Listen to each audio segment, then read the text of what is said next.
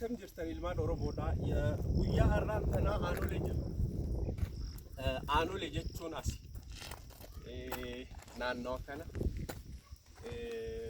bara 18 keessa ture, bara 100 dura, jaarraa tokko dura lafa ilmaan Oromoo harma muraa fi harka muraa aanolee jechuudhaan beekamu.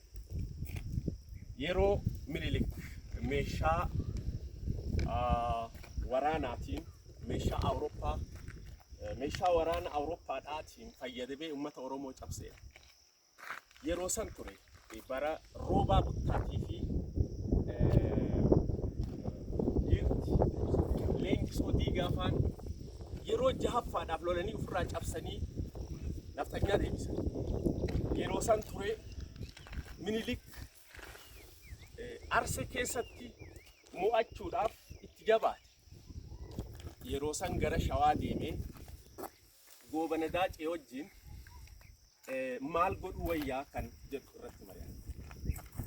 Dubartoota harma muruu,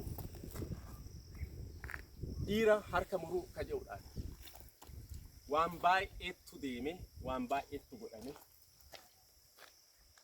Seenaan asirratti dubbataa siidaa yaadannooti. Siidaa yaadannoo wareegamtoota aanolee kabajamoo kan jedhu pirezidaantii bulchiinsa mootummaa naannoo Oromiyaa obbo Muktaar Kadiiriitiin jedha. Bitootessa 17 bara 2006 eebbifamee jira jechuudha irratti. Seenaan kun seenaa harma muraatii, harka muraatii. Odaan takkaan immoo qilxuun sun bakka itti harmi itti rarra'aa ture, harki itti rarra'aa ture. Kun matti bakka itti lafeen bara sanii itti awwaala. Dhiigni akka lolaa, akka bishaanii lole. As keessallee seenneet waliin seenaa tokko isin argisiisa daqiiqaa muraasaa fi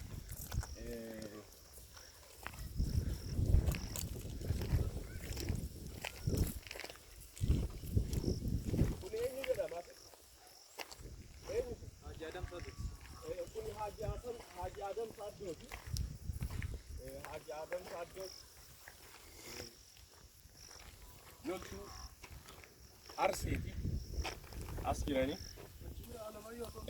Alamaayyoo Atoomsaa yaadannoodhaaf kunoo siidaan isallee achi jira. Ka Jeneraal Waaqoo Guutullee siidaan gootichaa Arsii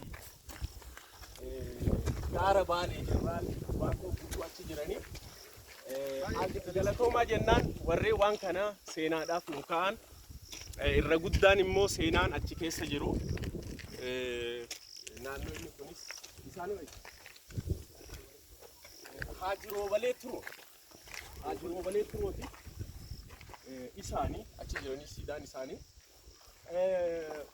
Qilxuun argitan tun bika harmi irratti rarra'aa ture, harki irratti rarra'aa ture jechuudha.